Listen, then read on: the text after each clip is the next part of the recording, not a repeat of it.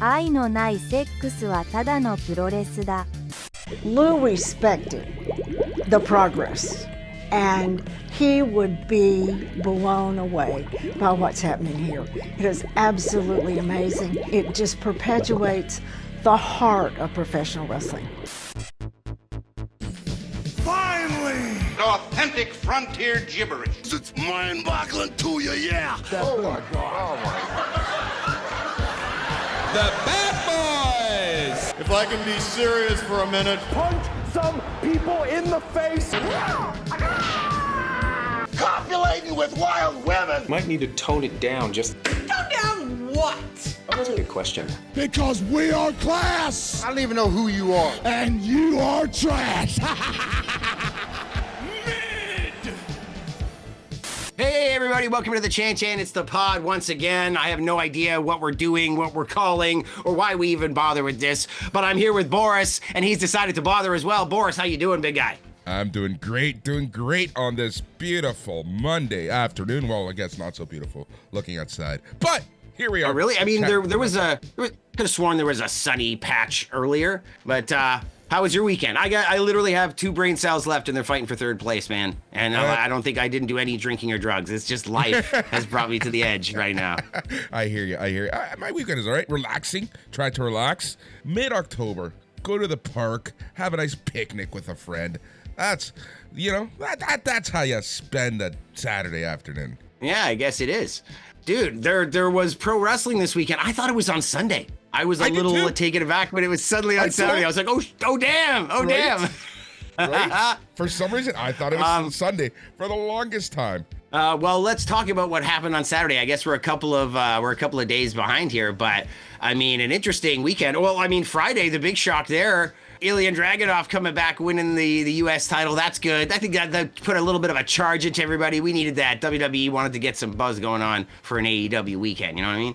Agreed 100%. Actually, SmackDown on the whole was actually pretty damn good, considering like I was unsure about that episode going into it because like half the roster was still in Japan, half of them are in San Jose, and you just never know with those split crews the way that they do it, right? But yeah, no, Friday was a pretty fun show overall. Yeah. You got Cody costing people matches. You got Sami Zayn losing. Ilya Dragunov is back with a sick neck tattoo or chest to neck tattoo. Yes, a lot of people getting neck tattoos now. It's the thing. I mean, Cody, Dom just got like a new neck tattoo. Tattoos are where it's at. Yeah, that was pretty fun. I mean, speaking of the guys being in Japan, I just put up a transcription of AJ Styles and what he said to the Japanese audience there. You can check it out on the Hutch Henries channel. But they had a fun little weekend there, I guess. Yeah, it seems so.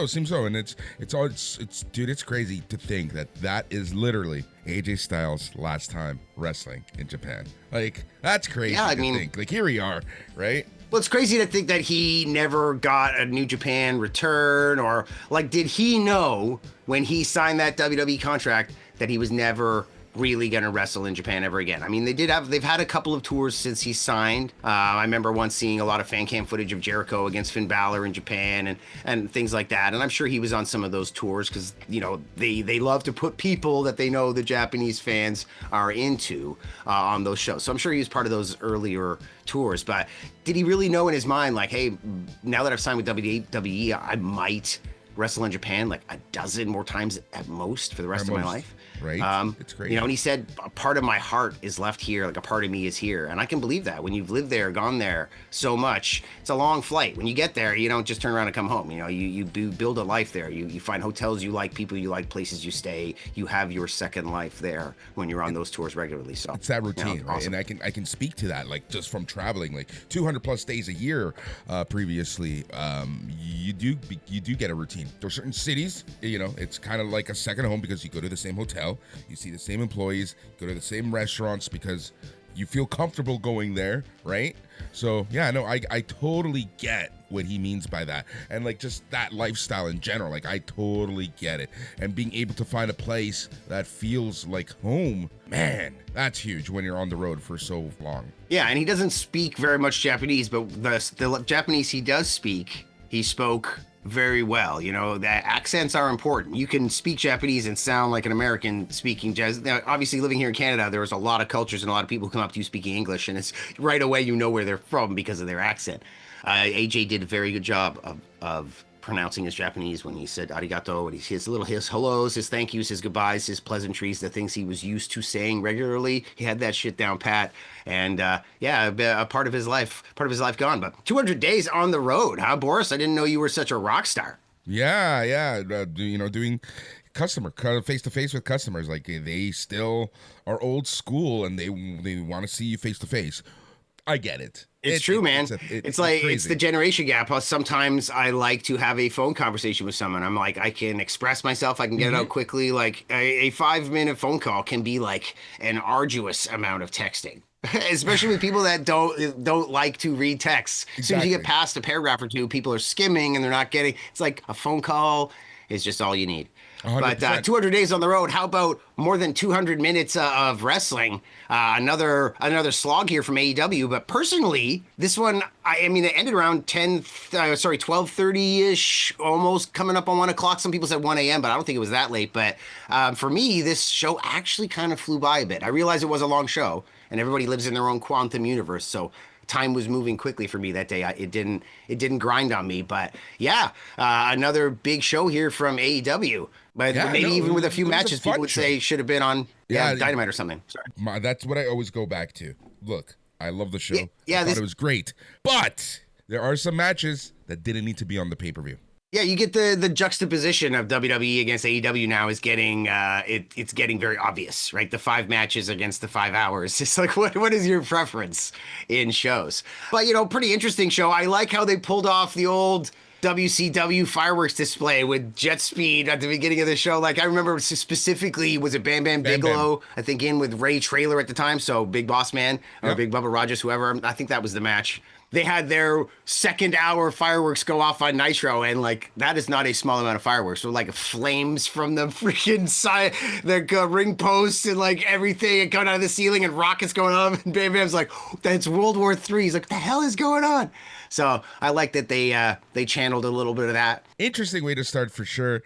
Very deep cut for like all 10 people who remember that actually happening way back in the day. But yeah, it was interesting. It was very interesting. Smart also because, they are doing their tailgate shows on TNT, TBS. So I was about to say that. It is a good way to do it, and I think it was smart. Yeah, and it was a so great match.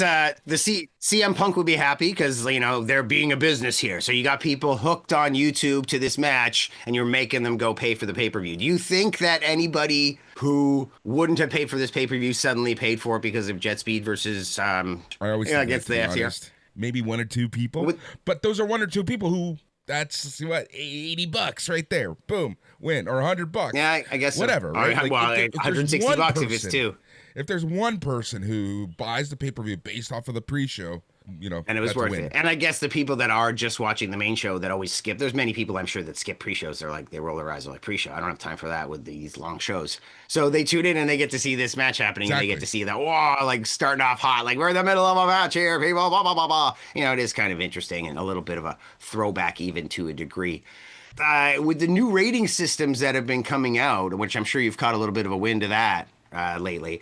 It seems like AEW's, the numbers have changed a lot, and the numbers have changed to lower, yes, but also more consistent. They would have killed for this consistency when they had higher numbers. They're hovering around similar numbers throughout the show before they, have their big drops. Right, for what would Cornette say? He'd be like the Big Bang comes in with the audience, and then the Big Bang goes boom, and they drop. So their audience was more consistent throughout, even though it's a smaller number. So like those, I don't think that this was bringing in more fans. I think your AEW fans are your AEW fans. They were buying the pay-per-view or pirating it or ESPNing or whatever, chillering, however they do. Yeah, exactly. That's exactly it, right? At the end of the day. But no, it was a interesting way to start the show. I liked it personally, but yeah, again, like I'm just going through my notes here, and yeah, some of the matches here probably could have been even a 0. I would have accepted some of these matches in 0 hour instead of the pay-per-view, but and that's to me what makes these shows so long. If you take away the Yeah, I guess 15, 20 minutes here, 5 minutes there, like ending at 12:30. I'm like, I don't care. I'm a night owl, but man, that's a hard ask, especially now that there's more and more pay-per-views from AEW. How many are there? 6, 7? It's not the 4. If it was the 4, like it used to be, 4 or 5, then cool, go 10 hours. I don't care. But it's a huge ask for monthly doing 5+ hour shows. I think it is basically monthly now. We could go through and count, but it's probably like 10. They might skip a month or two here, but, we could go through all of their pay-per-views. But even stuff this year that happened this year, is it going to happen again? What was the Wrestle Dynasty? Is that happening again? Like, we don't really know. So, but we know that they do have their flagship type shows.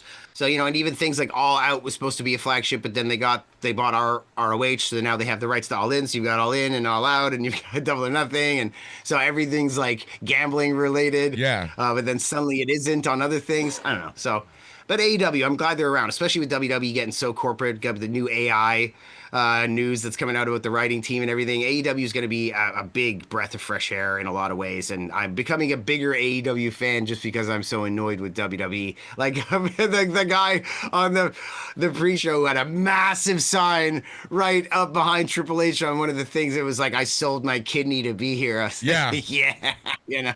That was like, great. Awesome. Baby. I love that. That was so fucking funny. But yeah, let's talk about this show. Where do you want to start? Yeah, I think this was supposed to be Darby Allin winning the title. Unfortunately, they had All In, which is like a huge show for them. You got the growing sentiment from fans of wanting the Death Riders to, they're getting sick of this Moxley thing. And I think that Tony decided to go with Hangman. Yeah. And he could have gone with Moxley because it wouldn't have mattered who was in this match in the end run. But yeah, I think originally in his mind, this was supposed to be Darby, and Darby decided to get hurt, get hit by a bus and then climb Mount Everest, push back his trip. And so, but original plan, it would have been last month that this would happen. What happened at WrestleDream last year? Like WrestleDream last year is where the title switched? I believe. Last year, WrestleDream. I believe. I don't remember, actually. I feel like they're trying to like mirror things that happened last year. Like, I think probably MJF is going to come back for a match at World's End, and he's going to mirror like the year where he lost his title at World's End. And I'm trying to remember what happened at the WrestleDream last year. Well, actually, that's when Moxley won. I really think originally that this was going to be Tony Khan's. Yeah, this WrestleDream last year is when Moxley I think won Moxley was going to lose this year. So from Daniel Bryan, you're right. So like, I knew it was something that juxtaposed against what could have been here. It took a whole year for them to get this goddamn title off of Moxley, and the whole time we're wondering why it's in a briefcase. Yeah, but I think he just didn't want to not have All In a huge win in that way for somebody, like he needed it. He needed him to go over. He needed babyface, and he wanted it to be Darby, but Darby wasn't available. So I don't know. I'm not sure what the original plan was, but I don't think that this was it. But I guess I'm okay with it. Yeah. Hell, a crazy freaking match, dude. What, like the water. So St. Louis is really tough with their athletic commission. They don't let a lot of stuff slide. So I think all of the buildup with all the fire and I'm going to murder you and all this stuff, like the opposite of fire is water, basically. So I think that they're coming in with the water hard because they couldn't use fire. I like that. I like that, though. I know some people were against it. Typically, I'm like, about stuff like that. But you know what? It worked. With this time, it worked. Anytime Darby does anything, it fucking works, right? Like, it's just something about Darby and just like taking these crazy bumps, like that throw to the announce table was fucking ridiculous. Stuff like that. I accept it from him at this point. It's the second time he's taken that bump from Claudio. They did it like a couple years ago. Yeah. It's like just nobody really seems to remember, and they didn't have the same angle. It was from the ground and for him. It didn't look like they got a real good angle on this. It looked great. And it was a bit farther, and Claudio really got it. And the other one wasn't as far to the table. But they've done that spot before. It looked great. And so they were like, let's do it again. And I think this one's going to be seriously remembered. But are things about him that I dislike because they're not how I would be. So I'm not sure if I'm jealous of his like mentality towards life because it's working out for him or something like that. Like I try to unpack things sometimes, but he lives his life his way. And so I don't know. I don't think there's any way I can ever really hate Darby Allin, even if I don't like what he's doing or I don't think what he's doing is particularly good for him. Yeah, I get that. That makes sense. I know exactly what you mean. the ending of this match, at first I was thinking, how are they going to deal with this? Now, I've talked with my friend in the past. I knew that Moxley wasn't going to lose that coffin match, the casket match. I was like, that's not his style. He's not going to go get put in a coffin and drug out of the place. Like, I can see Darby losing that easily because Darby can bounce back from anything. And then the same friend was saying like, well, I can't see Mox saying I quit. I'm like, I can. I think he like lost. He got like, I think Edge had him I quit. They had an I quit match and from the ropes or something. Let's see Mox being like, no, I quit. But I can't see him getting put in a coffin. So I kind of felt that Mox was going to lose this match, but I didn't think going to actually be like submission like this. I loved this ending. But at that point where he was drowning him or he was outside, I got a flash for a moment where I thought, love him, like the twisted Moxley logic, like all you people back off, you don't love him like I do, as he's like trying to kill him, right? Yeah. And he's trying, that's why he loses. Like he knows Darby will never, he finally realizes that Darby will never quit and that he would have to kill him. So he's like standing over, almost very like a better version of Bubba Ray Dudley. It's over, and bam, and they drop their chairs and they put it through. I liked it. It's almost like that. Like Moxley's like ready to like freaking stab him. And then he's like, be like, I quit. And the Death Rider's like, what are you doing? And he's like, I quit. Moxley quits and walks out because he knows that Darby will never quit. And he would literally have to kill him. Yep, exactly. He gives up trying to make him quit. That's why he quits. He's like, I quit trying to make him quit. So that's what I thought was going to happen. But then instead, the Sting ending, which was kind of cool. Would have been a great way to see him raise the title above his head. Yeah, it would have been. It would have been. But it was good.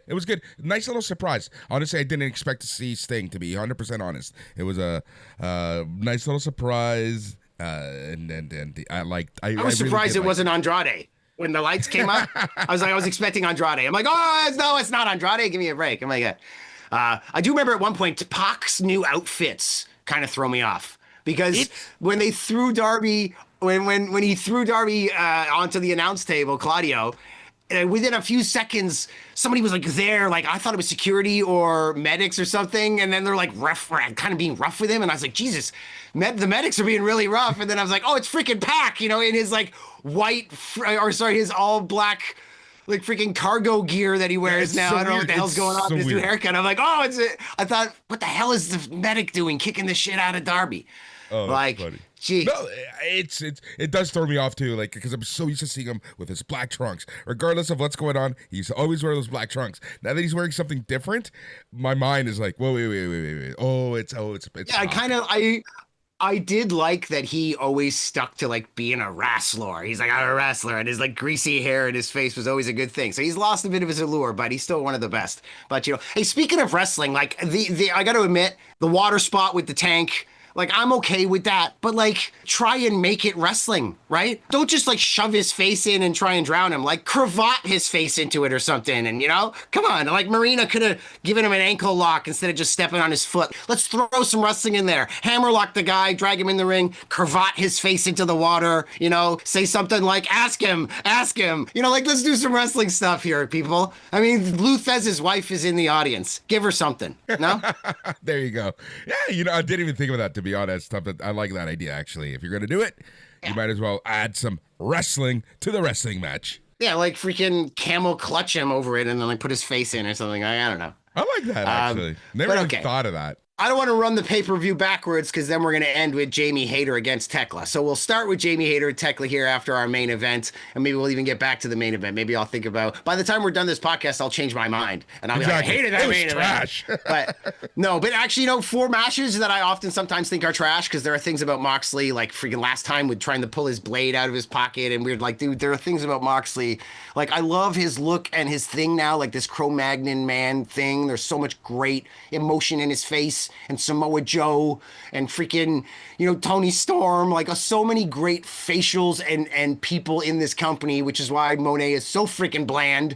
Like, I was like, oh my God, like she's not that bad, but like in this company, sorry, honey, you're bad. You can't be as good as Hangman, fucking like crying blood from his eyes while talking about his house on fire or some shit. Like, he's crazy. You know what I mean? She can't hack it. But back to the very beginning, these guys, Tekla and Jamie Hayter, can't hate on this. This was pretty good. These gals, for a non-title match from women on a pay-per-view, which you never see here, I liked it. After the jet speed thing, it kept me interested. And I love Jamie Hayter's like techno entrance that's somehow on like a throwback 70s like look. Like whatever she's doing, I don't hate it. It just works. Jamie, love her. I love her. It just works, honestly. And then that's how I felt about this match. This match just worked. Having said that, taking a look at the entire card, did this need to be on the pay-per-view? I'm not sure, but it was still a good match. I did enjoy the match. I really did. I wonder if, because TV is where you get more viewers. So if you're building to something, then TV is the place to do it. But remember, we've got a women's blood and guts match coming up, right? Yeah. So that's why you had Sky Blue and Julia Hart come out at the end, and that's why they were all staring at each other. I think we had 5 or 6 gals all staring at each other back and forth by the end of it, right? So I think they're like, oh, blood and guts. Yeah, exactly. So there's method to his madness, I guess, right? They're spoon feeding us that, but considering that we had a Monet match and another women's match, not that I hate the women's wrestling, but perhaps you're right, but I didn't hate it. I liked seeing Jamie Hayter get some love because she deserves that love. She's a former women's champion, and she was hot before she got injured. She was hot. Like she could do no wrong. So I love that they're putting her on a pay-per-view. I'm not against it. Same. I think people forget how just red hot she was before her injury. She would come out, the reactions were insane, and little by little she was bigger and redder, hotter than her hair. Yeah, there we go. She was as big as her hair and just as hot, red hot. So I think second match was the tag match, right? Yeah, Jurassic Express against the Young Bucks. No, not enough funds. Funds, yeah, whatever it is, dude. I did not like that. See, this is where I'm like my old man screaming at clouds. Like, right away, I didn't like it. And then I thought to myself, why do you not like this? I had to quickly unpack it in my head. I'm like, you know what? If I was them, I'd be like, let's do something for our entrance. And like, we're gonna miss the broke bucks when they're the rich bucks. Like you know what? I don't hate it now. That's why I say by the time we get back to the main event, I'll be like, I hate everything I thought when I started the podcast. Because when that first came out, I was like, give me a break. But you know what? The $32.17 bucks, I loved it. Why not? Let's have some fun. And they were having fun. I would rather see that entrance over and over and over than the amount of finishers that Jack Perry took and kicked out of, because I am bigger than Jack Perry. I don't think I could jump off the top rope, take a double super kick and a double knee to the face, a trigger, whatever they call it, V-trigger, and kick out while folded in half. Like, I would put over the Young Bucks after taking that move, and so should have Jack Perry. But a hell of a fun match. What'd you think? I liked it. It was exactly what you would think from these guys. The Young Bucks, this isn't a dig at them, but every match at this point of theirs, they're at that point in their career where it's just let's run through the hits, get the moves in that the fans want to watch, right? Like, and then there's nothing wrong with that, but it was fun. And seeing Jack Perry back in pay-per-view in a match, that's meaningful, very cool too. I like this match overall.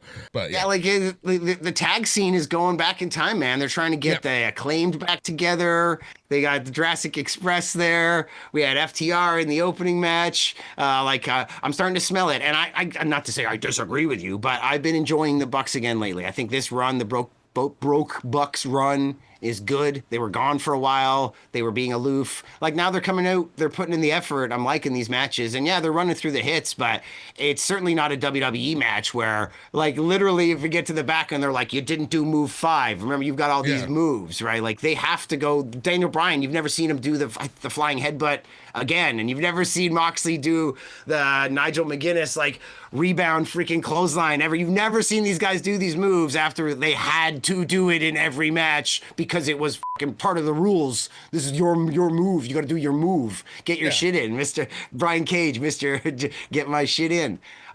So yeah, I don't know. I still liked it, and I don't mind that they also ran the hits. They know what they're doing. And I like that they both have like weird matching dyed beards. Like, they actually look like brothers now. I like it. It's true. Yeah. Overall, good match. I liked it. Not the next match. Am I crazy? Did Omega come out twice during this show? Did he come out after this match? No, it was somebody else attacked them. So yeah, they were gonna. He was gonna give money back to the Bucks. Right? Jack was gonna. He's like, here you go, guys. Maybe an olive branch of some sort, an olive like tree, Cro-Magnon from prehistoric tree. Yeah, it was Josh Alexander, Mark Davis, and Lance Archer. That's it. That's it. The Callus. I forgot about the Callus freaking commune. It's like, that's how big it is now. It's not the Callis family, it's the Callis commune, the Callis community. But yeah, they came out and attacked, right? So yeah, I don't know, what's the deal with that? No kidding. They're starting something new. Like, that felt random to me, but sure, let's go with it. Is this the Bucks like turning face? Is this our men's blood and guts match? Because I haven't really thought about that at all. You know, Bucks and Jurassic Express against the Callis fucking community. I hope not. That doesn't scream big match to me. I guess I'm trying to think like how they book, you know, what they do. And obviously I'm thinking the Callis family has to be part of this blood and guts thing. Like, who's your other big heel faction? Although, now that I think about it, you've got a lot of heel factions now. I mean, if we go all the way to our semi-main, we've got the Ops turning heel. You've got the Callis family. You've got, I know that there's a few more. I mean, even on the low end, like LIJ, like Roosh and his brother, but like, who else? You got the Death Riders, the Demand. Like, you've got all these heels, right? So, like, factions. Yep. So, Bucks turning face. I see it happening, man. I'm telling you, this is the beginning of it. Yeah, I can see that. Am I crazy? Are you crazy? So. Not yet. Crazy? Not yet. A little bit. Do we need to talk about the next match? I really didn't care for this match. Which match was it? The Demand versus Hurt Syndicate. Well, I thought it was a little weird that they had basically the same match again. Like, last time was a 3-way street fight, and this is just a tornado. So, but there was disqualifications in this one, except that when you have a tornado, there's no disqualifications. So it's basically street. So it's basically just mirroring the same match again. Yeah. So I'm not exactly. Yeah, I guess returning the favor. I don't know what they're going to do with Ricochet after this. I still don't think he's the best he's ever been. So hopefully they don't just like shit can this whole thing after this. I feel like he's lost a lot of momentum since the Demand started. Yeah, although Toa and Bishop, like, they're getting a bit of a rub here. Like, they definitely moved up. Even if they level off where they're at now or even come down, they've certainly leveled up to a degree. And I guess this is laying the groundwork for the Hurt Syndicate to turn face. Is that what's happening here? Like, they're going full face? I think they already are faces at this point. Yeah, never go full face. It's too bad. I don't think they can. They're too badass to go full face. But I think they're going to be cool heels, right? Like, I think that's going to be their thing. All right. Well, once again, I mean, I can see the Ops maybe dropping the 6-man to them, but part of me is always waiting for the other foot to drop. I mean, Samoa Joe was part of the Beatdown Clan back in the day. If you get rid of Low Key,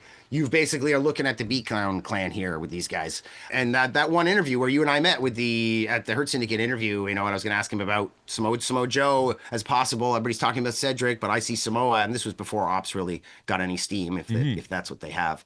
But you've got maybe in this 3-way match for the title, you've got Samoa Joe in there who used to be with these guys, and you've got Hobbs who, like, you could probably slide him into the Hurt Syndicate and not bat an eyelash. He could learn a lot from these guys. Absolutely. So the odd man out is Shibata. I could see them shit cannon on Shibata and be like, get the hell out of here. It's weird, and we'll talk about that later, but I'm very interested to see what they do with Shibata. The odd man out. In some ways, I remember an odd man out thing from the last match is when the Don Callis family came down to the ring to attack everybody. Like, Mark Davis he seems so out of place. It seems like, to me, he looks like Paul Rudd, like trying to play like a bad guy. Like, I'm a bad guy. Look at me. I'm a bad guy. Whereas everybody else kind of seems like a badass, but he's just like, I'm a bad guy. Yet when he was in Aussie Open and would get angry during matches and was mad, like, I believed it. Right. But now with his like slacks that are like hemmed a little too high and his like fat ass and his freaking fake angry face, I'm just like, oh man, I'm not buying it at all.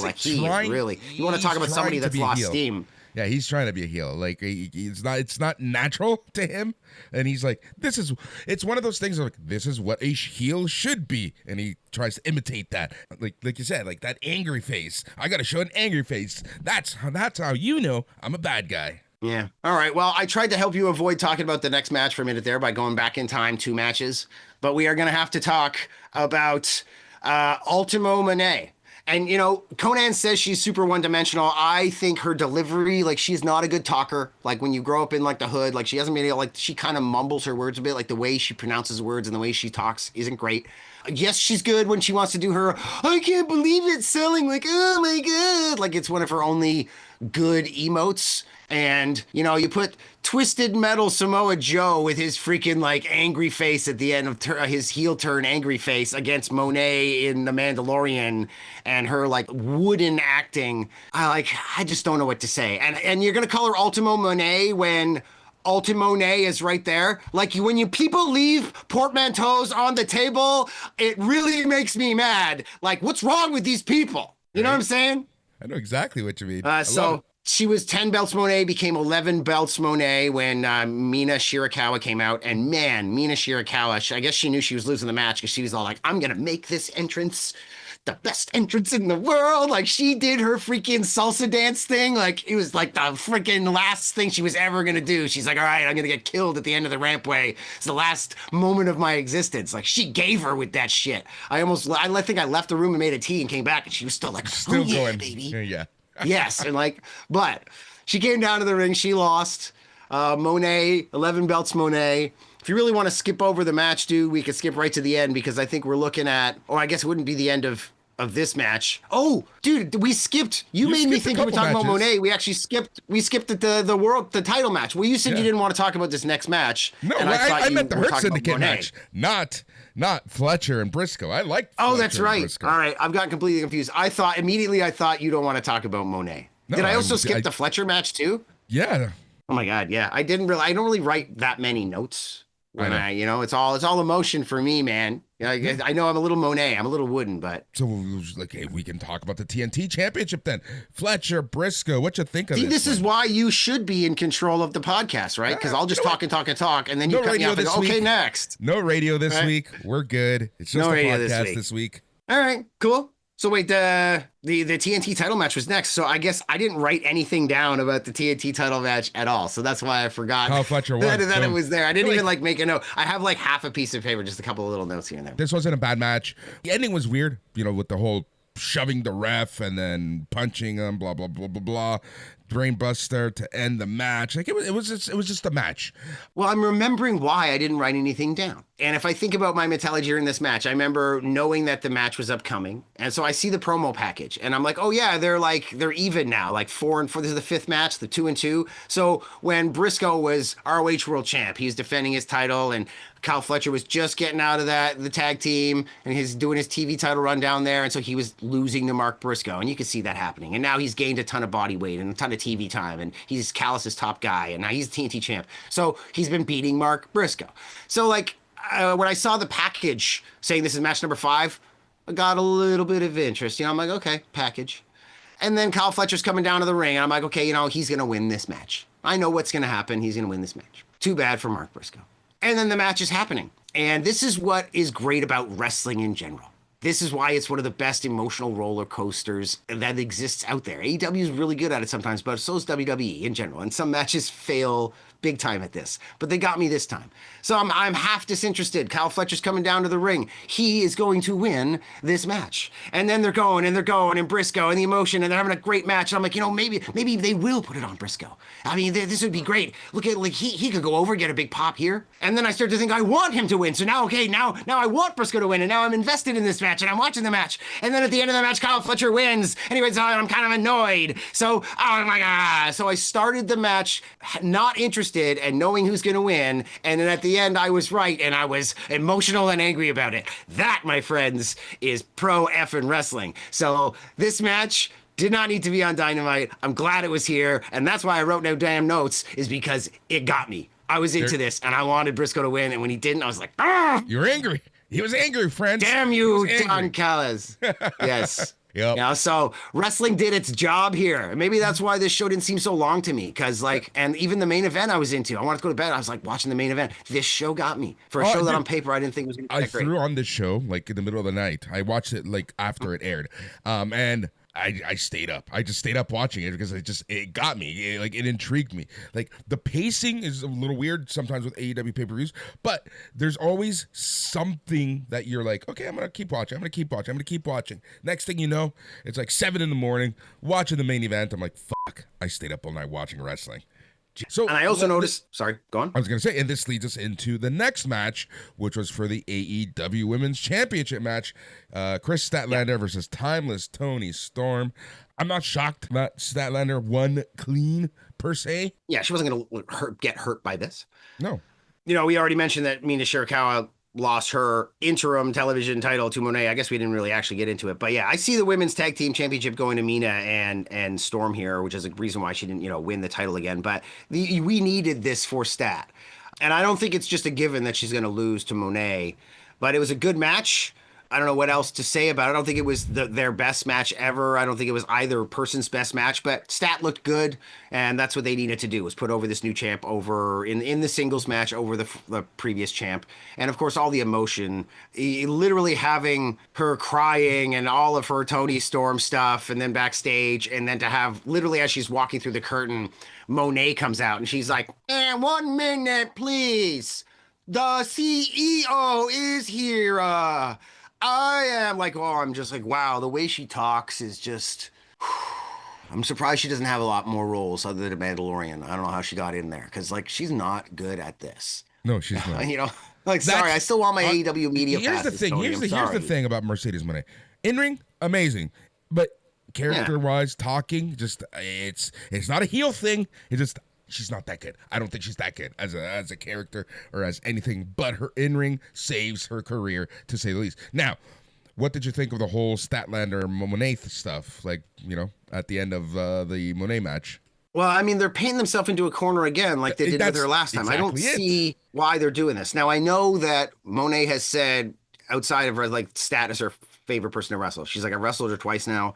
I absolutely adore wrestling her. We have great chemistry, and I love basing for her. I love her basing for me, rather. I love working with her. And the last match they had, like, it was a pretty damn good match. That was my first time we really got to see the Monet, like, what am I going to do to beat her? That was the first time she started doing that stuff. Yep. I don't think it's necessary, but what are they going to do? I don't know, man. Like, we still got to do this roundtable. What are they doing with Monet? Like, I don't want to, everybody seems to hate it, so I almost want to say I love it, because I do kind of love it. I mean, she's 12 belts Monet now, right? She won the interim television championship for the ROH one from Mina Shirakawa, but she also just beat Jody Threat last night in Winnipeg here in Canada, and she's now 12 belts Monet. Yep. So what are we doing with this? Like, the one guy online who was like, she's going to get pregnant from the freaking bull and then be done and get rid of them all. But how do you get these titles back to these promotions? How do you make it not shit on them? Because you got all the fans that are going to say this is shitting on promotions. Then you got all the promoters who are saying, oh, this is great. I sold a ton of tickets and I'm getting, my social media has like quadrupled followers and whatnot. But how do you make the IWC, the haters, not right? How do you make it right, as they would say? How do you make this right? How do you make her the ultimate champion? Do you make a unified title for the women's championship when she beats her? Do you make some kind of like grand championship? Like, I don't know. And you can't have her going back to all these promotions and dropping the title to all these other local indie people. So I don't want to sit here and just babble at you with the like half a dozen different ways I would do this if I was Tony Khan, because it's like a beast that's getting bigger and bigger. You know what we should do? Honestly, this is a great topic. Let's table it and let's do a special on this one, because I have a lot of ideas percolating. We're already at 45 minutes. We can stay here for 2 hours just talking about this alone. Yeah, I guess so. It's either has to be some kind of unified thing or quickly before I give you one of the other ideas, maybe have her lose in some sort of like match where all of the titles are on the line in some fashion. Like, it has to be a thing. She needs to lose to somebody that's a tier lower than her that can then go to these promotions. So me as a promoter, if I bought Monet in and I sold like 8,000 tickets and had to get a new venue because it's so big, bam, I did my Monet thing. My social media has jumped. I've sold a ton of these freaking tickets. And 8 months from now, 6 months from now, 3, whenever she comes back, am I going to get the same return or more? I might get the same. Doubt I'll get more. Probably going to get less. What's better? What's better would be Chris Statlander. Chris Statlander's count. She's the new Winnipeg Pro Wrestling champion because she took it from Monet. Statlander debuting here as our champion, coming in, loses the belt back to Jody Threat. That's how, oh my God, now you've sold tickets again and you have renewed interest in a new person. Is Statlander going to sell tickets like Monet? No, but it's not doubling up on Monet and you get your title back. She's also the champ. Taking that AEW belt to whatever promotion would be huge. Yeah, or like somebody get like Tony Storm or somebody gets put in control of the women's division, and like some match where they get, oh, I'm in charge now, and here's a gauntlet match where every pinfall is for one of Monet's titles, exactly. you know, and like Monet gets one or two of the pinfalls, so like she still leaves with like 3 belts, but now other broads have left. Mina Shirakawa leaves with the Winnipeg, and some other bitch Tekla leaves with the Danish one and the German one, and she can go back and defend those or lose them there. Like there's so many ways to do this, but yes, round table 45 minutes. I keep forgetting to look over here. Yes, Boris, the panic. Let's continue. What happened after backstage? This is what I was talking about before. Mina Shirakawa and Tony Storm like crying together. They're going to be the first women's tag team champions. Probably. I think. Probably. To a degree, or at least a big part of it. Maybe the finals. Exactly. I would put it honestly. Does timeless Tony Storm need a belt at this point? That's probably. You know what? Probably not. No, the character. Right. The character itself. Right. Let's talk about this next match. So the next match was for the AEW Tag Team Championships. Brodito versus Okada and Takeshita. The only thing I didn't like about this match was Brodito as AEW Tag Team Champs were there, but it felt like this match was more about Okada and Takeshita. The match itself was secondary.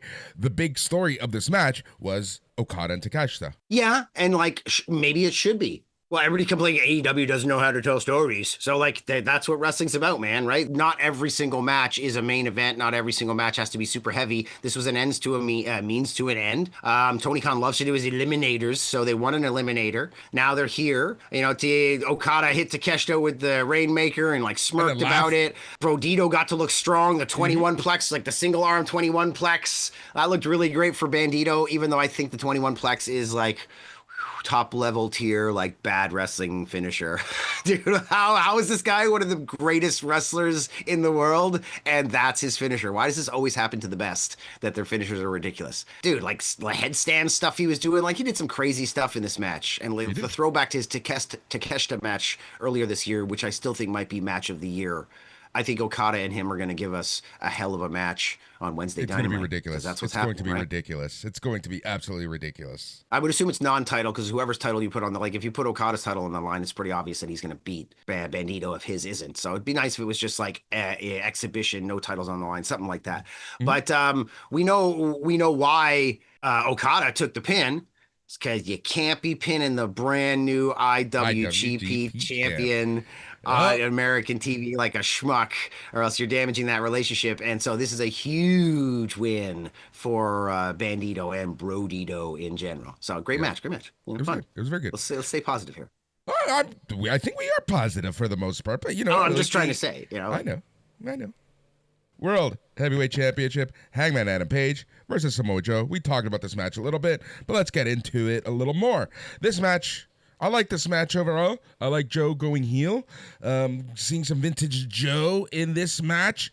And this is another guy, when you think about AJ Styles, which I just got the notification of your video on YouTube. When you think of AJ Styles, you automatically think of Samoa Joe. And then you're like, fuck, how much longer does Samoa Joe have? Yeah, he looks like he's lost a little bit of weight. Like maybe he's on the Ozempic or he's getting older. Yeah, it looks great. I love it when he shaves his head and he looks all like freaking mean with his big like bulbous nose and stuff. Like what I like about Joe is his wrestling style.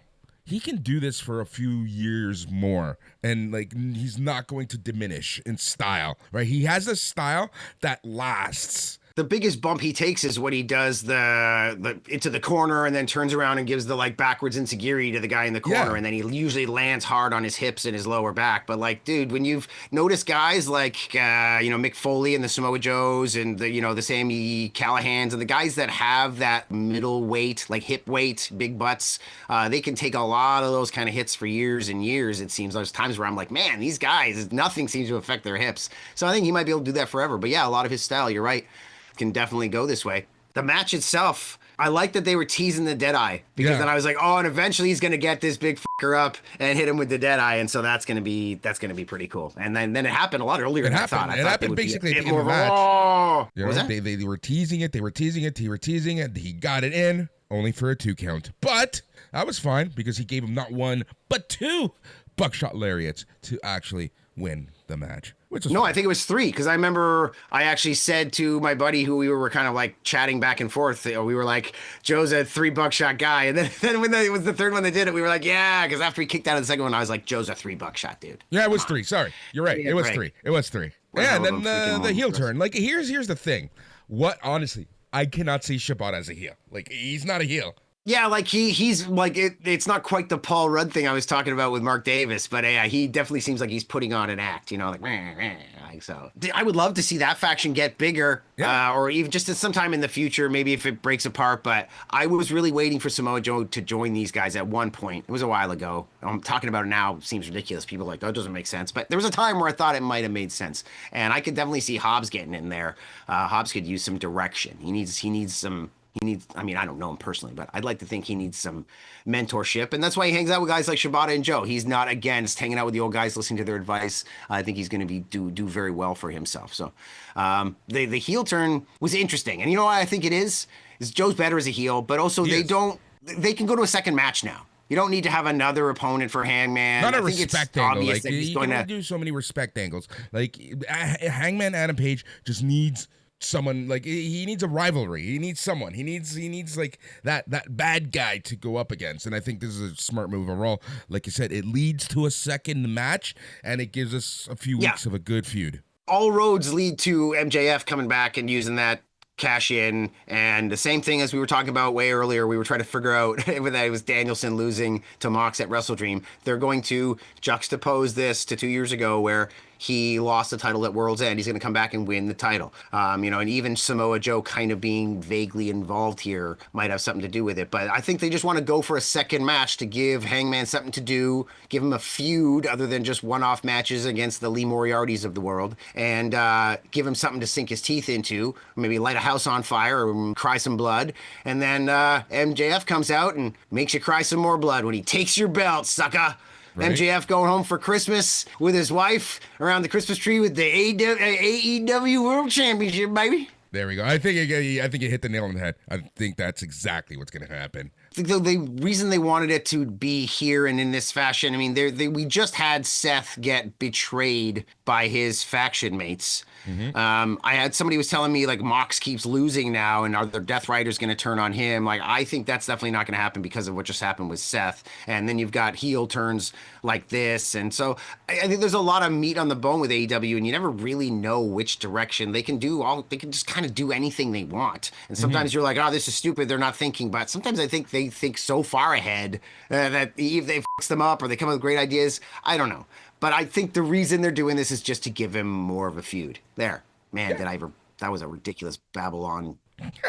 Yeah, pretty much. I think they're, I think they're going to lean on. I think they're going to lean on Hook and Eddie Kingston a lot more coming up. Should. You know, like they need baby faces. They got no Ospreay. They got no Swerve. They got all these heel factions. They got heel turns left, right, and center.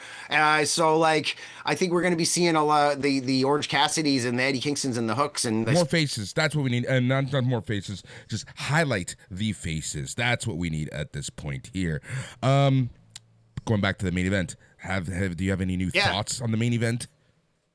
Since the beginning? I don't know. I'm disappointed we didn't have like Darby driving through the desert or like some kind of black and white promo of him like half frozen to death on a mountain or whatever. Just like it was the weakest, least emo-est intro video for Darby in a while. So I was just like, hey man, what's going on here? But I did like Sting coming out. I liked all of it. Geez, man, like the spike underneath the nail and shit. Like it was pretty good. But why don't you talk for a bit? What did you think of this match? Like what do you think about this? It was a fine match.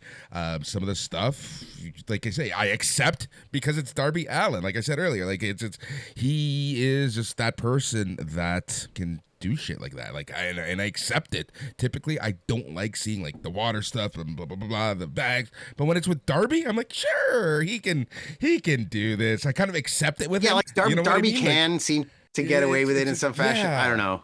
I feel he's like Book of Eli. Like he made a deal with God where at one point God was like, all right, Until the day that you see the peak of the second mountain, the sign comes, until that day, I will be watching over you, so do whatever you want. So, like, he knows he can take any bump in the world and he won't die. Just like in Book of Eli, he knew like he would be fine until he transcribed the Bible, and then he was able to die. So he wasn't worried about dying. He knew he was on a mission from God. And Darby Allin's on some kind of weird, twisted mission from like Mephisto or some otherworldly. I don't think it's God. It's some otherworldly demon, some angel from another plane or something. Something's latched onto his lower chakra, and it feels like it's not a bad demon. Something's protecting this kid, because he sure as hell's got a lot more money than I do, and he's probably live longer than I will too. Like, I don't know. Right? He's gonna be like a George Burns type, like smoking a cigar, when I separated my sixth and seventh vertebrae. Six cigars a day, or whatever it was. Infused. Overall, I thought this match was fine. It was a good match, good end to the pay-per-view. What do you think is next for Mox? I don't know.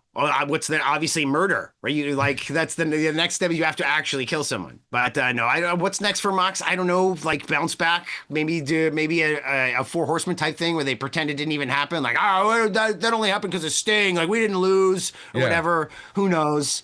We got a "This is murder" chant, which is not the first time that we've had "This is murder." Yep. But we did get "This is fucked up." So first time I've ever had that one. So AEW bringing it hard with the new chants and with the new spots, the water spots. We've never seen anybody, try and get drowned in the middle of the ring.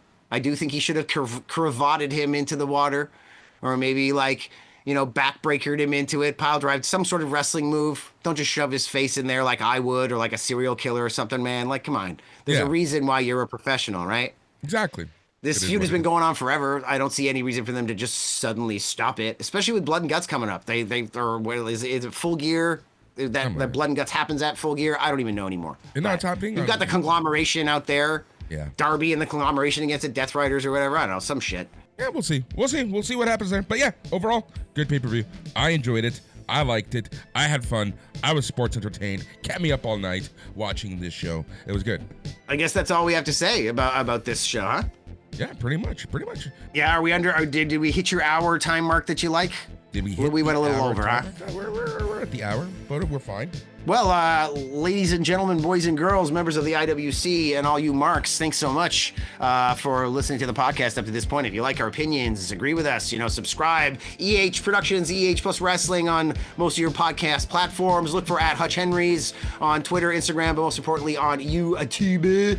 And I don't know, Boris, where do you want these people, if you want to get weird, unsolicited messages from people that you'd rather not associate with, which platform would you like that to happen on? I love it, because if you want to be part of the conversation, just go to facebook.com and search for Plus Productions. You can be part of the other fun chats that we have for shows like this. A bunch of people go online, they talk about the show.